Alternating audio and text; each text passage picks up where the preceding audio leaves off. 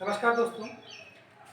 हाँ, इससे पहले मैं लाइफ प्रोसेस के चैप्टर में डाइजेशन के बारे में पढ़ा था, ह्यूमन डाइजेशन के बारे में। आज स्टार्ट करेंगे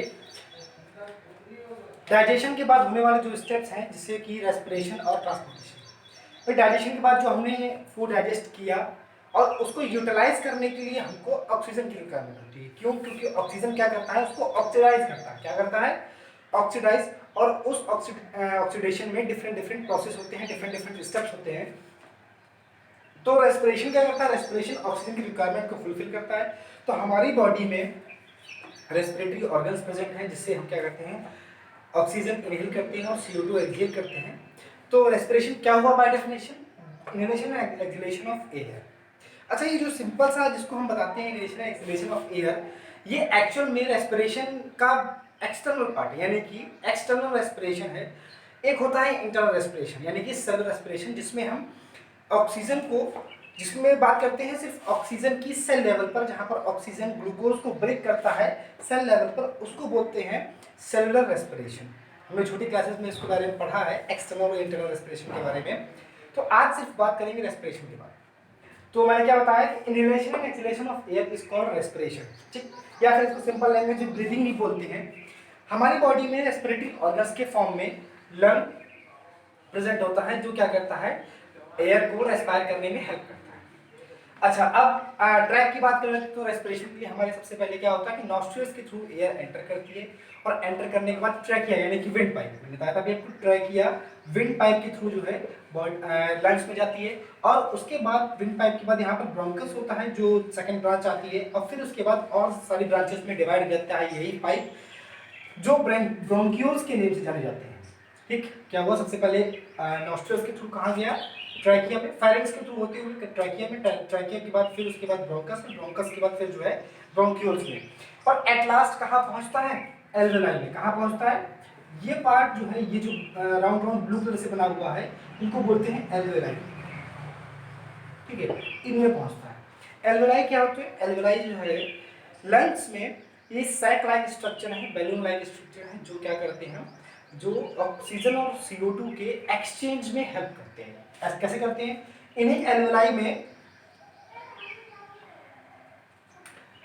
इसी एल्वेलाई में बहुत सारी ब्लड कैपिलरीज होती हैं, जिसकी वजह से क्या होता है कि ऑक्सीजन और CO2 इन दोनों का एक्सचेंज होता है, यानी कि ऑक्सीजन इनटेक होती है और CO2 आउटटेक होती है। तो ये प्रोसेस होता है। अब किस प्रोसेस के थ्रू होता है? सिंपल डिफ्यूजन से, यानी कि ऑक्सीजन और CO2 कंसंट्रेशन बेसिस पर, सिंपल डिफ्यूजन के बेसिस पर क्या होते हैं, एल्वेलाई में ब्लड कैपिलरीज से उस एल्वेलाई में आप एक्सचेंज हो जाते हैं। और फिर बाद में जब CO2 अंदर चला जाता है, यानी कि कैपिलरीज में चला जाता है, तो उसके बाद फिर आगे का प्रोसेस ट्रांसपोर्टेशन सिस्टम देखता है, क्योंकि कैपिलरीज में जाने के बाद फिर उसको आगे की तरफ कौन ले जाता है? Transport system. लेकिन वहां तक सिर्फ क्या होता है, सिंपल ब्रीदिंग के थ्रू, सिंपल एक्सलेशन इनहेलेशन के थ्रू क्या होता है, वो बॉडी में एक्सचेंज होते हैं। अच्छा, फिर उसके बाद अब हम बात करते हैं, क्या जब हम एक्सहेल करते हैं या इनहेल करते हैं, तो एक्सहेल करने के बाद, फोर्स एक्सहेल करने के बाद क्या पूरी तरीके से हमारा लंग्स खाली हो जाता है? नहीं होता है। हमारे लंग्स में कुछ ना कुछ एयर रह जाती है, जिसको हम रेसिडुअल वॉल्यूम के नाम से जानते हैं। किस नाम से जानते हैं? Residual volume. ठीक है, रेसिडुअल वॉल्यूम के नाम से जानते हैं। और ये जो नेम है, इसका मतलब क्या हो? बची हुई हवा। किसमें बची हुई है? जो लंग्स में बची हुई है। एक्सहेल करने के बाद आपने फोर्सफुली एक्सहेल किया, उसके बाद भी जो एयर बच जाती है पूरी तरीके से, कभी लंग्स हमारे खाली नहीं होते हैं, ठीक है, तो उसके बाद जो एयर बचती है उसको बोलते हैं रेसिडुअल वॉल्यूम। ये होता कितना है? ये अप्रोक्सीमेट 1100 ml से 1200 ml के बीच में मिलता है। एक एडल्ट ह्यूमन में इतना अमाउंट जो है एयर का प्रेजेंट रहता है लंग्स में ऑलवेज, हमेशा।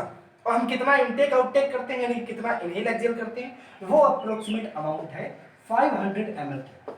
ठीक, अच्छा, इनहेल एक्सहेल करने में क्या ऐसा कभी नहीं होता कि हमारा जो विंड पाइप है कभी वो कोलैप्स हो जाए? ऐसा कभी होता है? कभी नहीं होता है। क्यों? क्योंकि उसकी प्रिवेंशन के लिए हमारे विंड पाइप में, और पूरे जहां तक पूरा ये सिस्टम फैला है, जहां ब्रांचेस हैं, वहां पे कार्टिलेज, सॉफ्ट बोन जिसको बोलते हैं, कार्टिलेज जो है प्रेजेंट रहता है, जिसकी वजह से वो आप उसको कोलैप्स होने से रोकता है। हम जब एक्सेल कर रहे हैं तो एक्सेल करने में पूरा खाली कर दिया तो आपस में चिपकेगा नहीं, जो विंड पाइप है वो आपस में चिपकता नहीं है। ठीक, इनहेल करने में चलो भर जाएगा, लेकिन एक्सेल करने के टाइम पर भी आपस में ऐसा होगा नहीं, तो उसको प्रिवेंट करने के लिए कार्टिलेज वहां पर प्रेजेंट रहता है। ठीक है, अच्छा ये तो हमने ऑक्सीजन ले ली, लेने के बाद अब प्रोसेस आता है कि उस ऑक्सीजन का होगा क्या। वो ऑक्सीजन ट्रांसपोर्ट होने के बाद, यानी कि ब्लड सिस्टम में, ब्लड में पहुंचने के बाद, ट्रांसपोर्टेशन सिस्टम से ट्रांसपोर्ट होने के बाद कहाँ पहुंचती है, सेल में।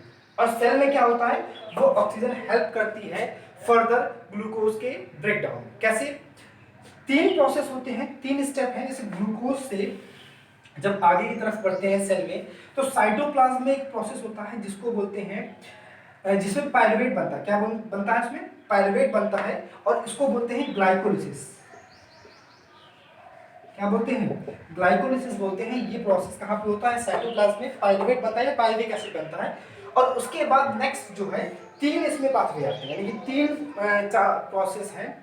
पहला बात करते हैं जिसमें ऑक्सीजन की एब्सेंस है, ऑक्सीजन की एब्सेंस है। ये कहाँ पर होगा, ये जहाँ पर जितनी भी अल्कोहल इंडस्ट्रीज हैं, बेवरेजेस इंडस्ट्रीज हैं, वहाँ पर ईस्ट के थ्रू ये प्रोसेस कराया जाता है, जिसको फर्मेंटेशन बोलते हैं। क्या बोलते हैं, फर्मेंटेशन। ठीक है, और ये प्रोसेस, इस प्रोसेस में क्या होता है, यहाँ तक तो सेम है। इसके बाद क्या होगा, इथेनॉल बनेगा, CO2 बनेगा, एनर्जी बनेगी। ठीक है, ये चीज होगी। और इथेनॉल का यूज किया जाता है एज ए बेवरेज, यानी कि ड्रिंक के फॉर्म में।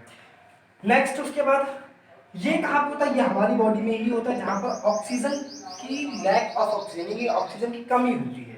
ये कब होगा, जब हम काफी फास्ट एक्सरसाइज करते हैं, तो उस ड्यूरेशन में ये प्रोसेस होता है। क्या फॉर्म होता है यहाँ पर, lactic acid plus energy, muscles में। ठीक, मोस्टली हमारी मसल्स में, जहाँ पर हम काफी फास्ट एक्सरसाइज कर रहे हैं, उन मसल्स में ये प्रोसेस जो है आगे कंटिन्यू करता है। नेक्स्ट है, इसके बाद बात करते हैं जिसमें क्या है, ऑक्सीजन की प्रेजेंस है। जो नॉर्मली हम लोग जब कोई भी एक्टिविटी नहीं कर रहे हैं, मस्कुलर एक्टिविटी नहीं कर रहे हैं, नॉर्मली जब ब्रीथ करते हैं सिंपल रेस्पिरेशन में, उस ड्यूरेशन में कौन सा प्रोसेस होता है, ग्लूकोज, ग्लूकोज से पायरुवेट, पायरुवेट से फिर क्या होगा, CO2, H2 और एनर्जी।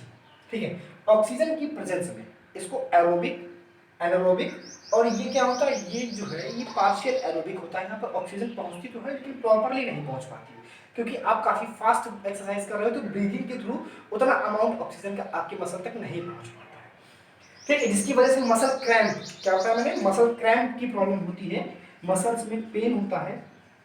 ठीक है, तो ये कंडीशन होती है। ठीक, और जो नॉर्मली एरोबिक है उस वहां पर ऑक्सीजन से क्या होगा, CO2, H2 और एनर्जी, ये चीज बनी। अब बात करते हैं, अच्छा जैसे ये तो मैंने बता दिया कि ग्लूकोज है, इस तरीके से यहाँ पर ये हो जाए। अब इसको एक बार पूरा एक सिंपल स्टेप बाय स्टेप देख लेते हैं कि हमने पहले क्या किया, ब्रीदिंग की, यानी कि CO2 और O2 का एक्सचेंज किया। ठीक है, इनहेल एक्सहेल किया, फिर डिफ्यूजन कहाँ पर हुआ, एल्वेओलाई डिफ्यूजन हुआ। फिर नेक्स्ट क्या हुआ, ट्रांसपोर्ट हुआ, वो मैंने बताया था आपको। फिर नेक्स्ट क्या हुआ, डिफ्यूजन फिर से हुआ, कहाँ पर, टिश्यू और ब्लड के बीच में। ये क्या है, ये बताते हैं अभी आपको, मैं जब आगे ट्रांसपोर्ट सिस्टम अभी बताऊंगा तो उसमें बताऊंगा। ये होता है वैसे लिम्फ टिश्यू के थ्रू। फिर नेक्स्ट होता है यूटिलाइजेशन ऑफ ऑक्सीजन, जो अभी बताया मैंने आपको, यूटिलाइजेशन ऑफ ऑक्सीजन। तो इस प्रोसेस के थ्रू प्रॉपर क्या होता है, मतलब ये पूरा प्रोसेस क्या था, रेस्पिरेशन, जिसमें एक नॉर्मल रेस्पिरेशन जो 10th लेवल पे है, कि क्या क्या आपकी पूरी बॉडी में लंग्स के थ्रू क्या होता है और कहाँ कहाँ इन चीज़ों का यूटिलाइजेशन होता है। अच्छा, अब बात करते हैं, जब हमने ऑक्सीजन रेस्पायर की थी, तो ट्रांसपोर्ट करने के लिए हमारे पास जो है ब्लड, एक सिस्टम, ब्लड है हमारी बॉडी। ब्लड को क्या बोलते हैं, कनेक्टिव टिश्यू। क्या बोलते हैं, कनेक्टिव टिश्यू है, जो क्या करता है, जो पूरी बॉडी में ऑक्सीजन को और CO2 को कैरी करने का काम करता है, और इसके साथ साथ बहुत सारे एसेंशियल चीजों को भी कैरी करने का काम करता है। ठीक है, बॉडी में ट्रांसपोर्ट सिस्टम के में, जो हमारे बॉडी में ट्रांसपोर्ट सिस्टम आता है, तो उसमें क्या क्या चीजें आती है, उसमें आता है ब्लड आता है, हार्ट आता है। ठीक है, और साथ में क्या क्या आती है, ब्लड वेसल्स आती हैं और कैपिलरीज। ठीक है, तो ये सब चीजें मिलकर क्या करती है, एक ट्रांसपोर्ट सिस्टम बनाती है।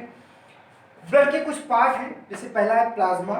प्लाज्मा क्या होता है, आप सारी सेल्स को निकाल दो ब्लड से, तो जितना भी रिमेनिंग पार्ट बचा जिसमें प्रोटीन और वाटर होता है, उसको बोलते हैं प्लाज्मा, यानी कि प्रोटीन प्लस वाटर, तो इस पार्ट को बोलेंगे क्या, प्लाज्मा। नेक्स्ट एरिथ्रोसाइट्स यानी कि RBC, ल्यूकोसाइट्स यानी कि WBC जो हम लोग देखते आ रहे हैं, और थ्रोम्बोसाइट्स यानी कि प्लेटलेट्स, प्लेटलेट्स।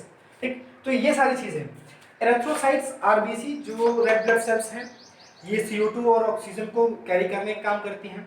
इसमें हीमोग्लोबिन प्रेजेंट होता है और आरबीसी में न्यूक्लियस नहीं होता है। अगर आपको ना पता हो तो बता देता हूँ, आरबीसी में न्यूक्लियस नहीं होता है।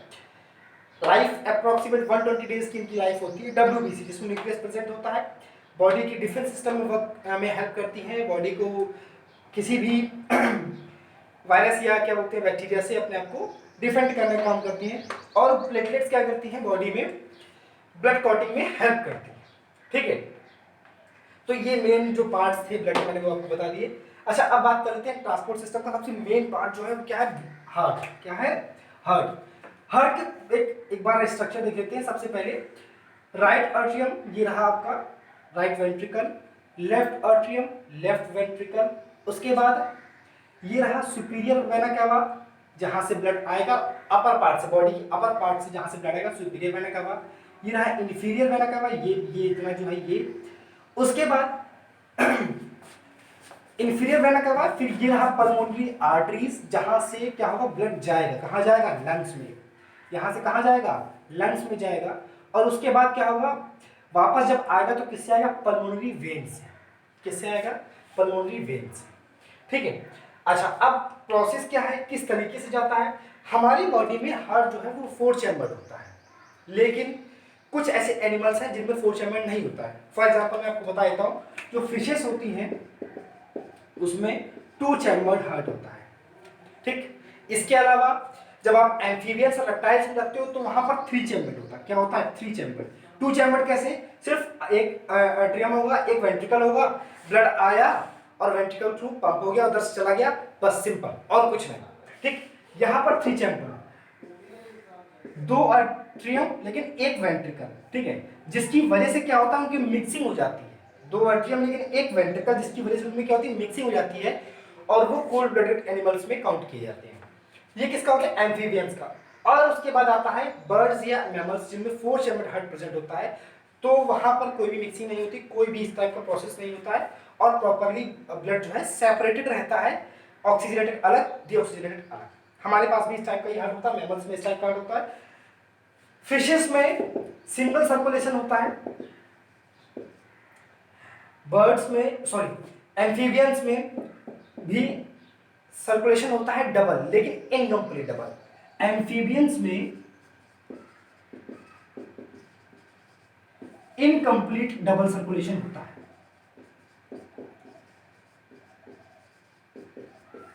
मतलब आया ब्लड, जाएगा, फिर वापस आएगा, तो वहां पर क्या होगा, मिक्स हो जाएगा, दोबारा से मिक्स हो जाएगा। तो ये कहां पर, एम्फीबियंस। तो कुछ इस टाइप से चलता है, मतलब कि मैंने बताया आपको, ये हार्ट का अलग अलग एनिमल्स में स्ट्रक्चर है। हमारे सिलेबस में नहीं है 10th में, तो अभी हम इसके बारे में नहीं पढ़ेंगे, जब आगे होगा तब देखिए। तो ह्यूमन हार्ट के बारे में पढ़ लेते हैं। 4 चैम्बर मैंने आपको बताया, एट्रियम, वेंट्रिकल, फिर atrium, ventricle, right right, left left. ठीक है, ब्लड कहाँ से आता है, हमारे राइट पार्ट से। मैं इस तरह खड़ा हूँ तो राइट पार्ट से हमारे ब्लड आएगा, राइट से आया। राइट से कहाँ से आएगा, superior vena cava, inferior vena cava, दोनों से आया। आने के बाद यहाँ पर प्रेजेंट होता है क्या, एक वॉल्व, जिसको बोलते हैं, क्या बोलते हैं, जिसको बोलते हैं ट्राइकस्पिड वॉल्व, ट्राइकस्पिड वॉल्व बोलते हैं। फिर उसके बाद क्या होता है, फिर नेक्स्ट जाता है वेंट्रिकल में, राइट वेंट्रिकल में जाएगा, राइट वेंट्रिकल से कहाँ गया, फिर चला जाता है। यहाँ पर हमारे पास जो ब्लड आता है वो डीऑक्सीजनेटेड है, बॉडी से आ रहा है तो उसमें कार्बन डाइऑक्साइड पूरी तरीके से है, डीऑक्सीजनेटेड है। फिर वो वहाँ कहाँ से गया, पल्मोनरी आर्टरीज के थ्रू, पल्मोनरी आर्टरीज के थ्रू लंग्स में जाता है, लंग्स, दो लंग्स में गया। फिर वहाँ पे जब वो एक्सचेंज हो गया, जो मैंने अभी पढ़ा, इससे पहले हमने पढ़ा इससे पहले कि एक्सचेंज हुआ, एल्वेलाई में एक्सचेंज होने के बाद क्या हुआ, फिर दोबारा से कहाँ से आता है, पल्मोनरी वेन से। पल्मोनरी वेन्स ये है, पल्मोनरी वेन से फिर किसमें आता है, लेफ्ट आर्टरियम में। लेफ्ट आर्टरियम में आने के बाद फिर लेफ्ट वेंट्रिकल में आया, और उसके बाद कहाँ चला गया, एओर्टा के थ्रू जो है पूरी बॉडी में चला गया। अच्छा, अब चला तो गया एओर्टा के थ्रू, लेकिन एओर्टा, हाँ बात कर लेते हैं कि जब ब्लड वेसल्स में गया तो क्या ब्लड वेसल्स में कुछ डिफरेंस होता है, उनके स्ट्रक्चर में, उनके फंक्शनिंग में थोड़ा सा डिफरेंस होता है, ज़्यादा नहीं होता है। हमारे पास दो टाइप की ब्लड वेसल्स होती है, वेन्स होती हैं और क्या होती हैं, आर्टरीज होती हैं, वेन्स और आर्टरीज। वेन्स से ब्लड आता है तो वहां पर कोई प्रेशर की रिक्वायरमेंट नहीं होती है, इसलिए वो थिन होती है, कोई उनमें वॉल्व प्रेजेंट नहीं होते हैं, ये सारी चीजें उसमें नहीं होती हैं। ठीक है, कोई ज्यादा प्रेशर नहीं होता। लेकिन आर्टरीज में वहाँ आर्टरीज में ब्लड पंप किया जाता है हार्ट के थ्रू, तो वहाँ पर क्या है, थिक होती है वो, जिससे कि ब्लड वेसल्स रप्चर ना हो, फटे ना, ठीक है। उनमें वॉल्व प्रेजेंट होते हैं। वॉल्व क्यों प्रेजेंट होते हैं? वॉल्व इसलिए प्रेजेंट होते हैं जिसकी वजह से बैक फ्लो को रोक सके, यानी कि जो ब्लड पंप हो रहा है वो दोबारा से वापस पीछे की तरफ ना मुड़ सके, इसलिए वॉल्व प्रेजेंट होते हैं, ठीक। वॉल्व हार्ट में प्रेजेंट होते हैं, ये मैंने बताया था आपको, ट्राइकस्पिड, ये रहा बाइकस्पिड, ठीक है, बाइकस्पिड वॉल्व, ठीक। उसके बाद जो है ये जब उसमें जाता है आर्टरीज में, एओर्टा के थ्रू, तो वहां पर भी वॉल्व प्रेजेंट होते हैं। हार्ट में आपने देखा 2 बार ब्लड आया, एक बार आया लंग्स में गया, फिर उसके बाद दोबारा से पल्मोनरी वेन से आया, फिर से बॉडी में गया, तो डबल सर्कुलेट हुआ, यानी कि 2 बार सर्कुलेट हुआ, तो इसलिए इसको क्या बोलते हैं, डबल सर्कुलेशन। ये बर्ड्स और एनिमल्स में दोनों प्रेजेंट होता है। ये तो हो गया हमारा क्या, ट्रांसपोर्टेशन हो गया। ट्रांसपोर्टेशन के बाद अब बात कर लेते हैं एक और चीज की, जिसमें आता है ब्लड प्रेशर। थोड़ा सा ज्यादा नहीं, उसके बारे में हल्का सही बात करेंगे। ब्लड प्रेशर, तो ब्लड प्रेशर क्या है? The pressure which is exerted by the blood to the blood vessels is called blood pressure, यानी कि ब्लड वेसल्स पे ब्लड के द्वारा लगाया गया प्रेशर क्या है, ब्लड प्रेशर। होता क्या है ये कैसे बनता है? जब हार्ट पंप करता है ब्लड को, वेंट्रिकल कॉन्ट्रैक्ट हुआ, कॉन्ट्रैक्ट होने के बाद आउटर से ब्लड गया, तो एक प्रेशर क्रिएट हुआ जिसको बोलते हैं सिस्टोलिक प्रेशर। क्या बोलते हैं? सिस्टोलिक प्रेशर, ठीक है। ये कब हुआ? जब वेंट्रिकल कॉन्ट्रैक्ट हुआ तब बना, ठीक है। और उसके बाद जब ये रिलैक्स हुआ तब बनता है डायस्टोलिक। क्या बोलते हैं? डायस्टोलिक प्रेशर, ठीक है, डायस्टोलिक प्रेशर। अच्छा, इसको मेजर किससे करते हैं? इसको मेजर करते हैं स्फेग्नोमैनोमीटर से मेजर करते हैं।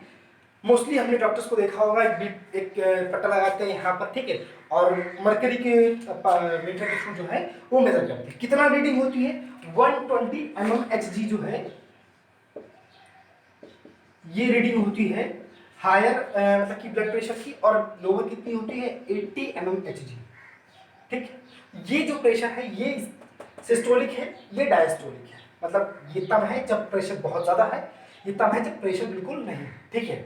ओके, तो सिस्टोलिक डायस्टोलिक मैंने क्या बताया, जब वेंट्रिकल कॉन्ट्रैक्ट होगा तब जो प्रेशर बनेगा उसको बोलेंगे सिस्टोलिक, जब वेंट्रिकल रिलैक्स होंगे तब जो प्रेशर बनेगा क्या बोलेंगे उसको? डायस्टोलिक। अच्छा, अभी लास्ट में एक चीज आती है जिसको बोलते हैं लिम्फ। लिम्फ क्या है? हमारे ही बॉडी में एक तो ये हो गया ब्लड, जिसको कनेक्टिव टिश्यू बोला जाता है, हर जगह पे हर सारी चीजें पहुंचाता है, एसेंशियल चीजें पहुंचाता है, एक्सक्रीटरी प्रोडक्ट हो या न्यूट्रिएंट हो या ऑक्सीजन, कार्बन डाइऑक्साइड, कुछ भी, ईच एंड एवरीथिंग। लेकिन ब्लड हर जगह नहीं जा सकता क्योंकि कैपिलरीज की अपनी लिमिट है, सेल्स में कैपिलरीज नहीं जा सकती, तो उसके लिए बॉडी में लिम्फ टिश्यू प्रेजेंट होता है। लिम्फ क्या है? ये टिश्यू फ्लूइड है, ठीक, टिश्यू फ्लूइड है जो कहां पर प्रेजेंट होता है? बिटवीन द सेल्स जो फ्लूइड प्रेजेंट होता है उसको बोलते हैं लिम्फ। इसको इंटरस्टिशियल फ्लूइड भी बोलते हैं, यानी कि between the cells tissue fluid है, सेल्स के बीच में प्रेजेंट होता है। और इसका काम क्या होता है? जितना भी एक्सक्रीटरी प्रोडक्ट है सेल्स का, या जितना भी रिक्वायरमेंट है सेल्स को फूड की, वो सारी चीजें ब्लड से सारी चीजें गई, जाने के बाद कहां पहुंची? कैपिलरीज में, फाइन फाइन कैपिलरीज तक पहुंची। उसके बाद टिश्यू तक पहुंचने के बाद टिश्यू से जो सेल के बीच में जो कनेक्टिविटी होती है उसको कौन कंप्लीट करता है? लिम्फ। ब्लड नहीं कंप्लीट करता, उसको लिम्फ कंप्लीट करता है, ठीक है। तो सेल से टिश्यू और टिश्यू से सेल कौन जोड़ता है? उसको लिम्फ जोड़ता है, ब्लड नहीं जोड़ता, ठीक है। लिम्फ किससे अटैच होता है? ब्लड से अटैच होता है। तो इस तरीके से पूरा एक कनेक्शन बना रहता है फ्लूइड्स को या किसी भी रिक्वायरमेंट को, चाहे वो एक्सक्रीटरी प्रोडक्ट का हो चाहे वो फूड का हो, किसी भी टाइप का रिक्वायरमेंट, न्यूट्रिशन रिक्वायरमेंट हो सेल की, वो सारी चीजें पूरी होती रहती हैं किसके थ्रू? लिम्फ फ्लूइड के थ्रू, ठीक है। तो ये सारी चीजें हो गई जिसमें मैंने आज बताया आपको रेस्पिरेटरी ऑर्गन्स के बारे में और ट्रांसपोर्ट सिस्टम के बारे में। आगे वाली वीडियोस में बात करेंगे किसके बारे में? एक्सक्रीटरी के बारे में। तब तक के लिए नमस्कार।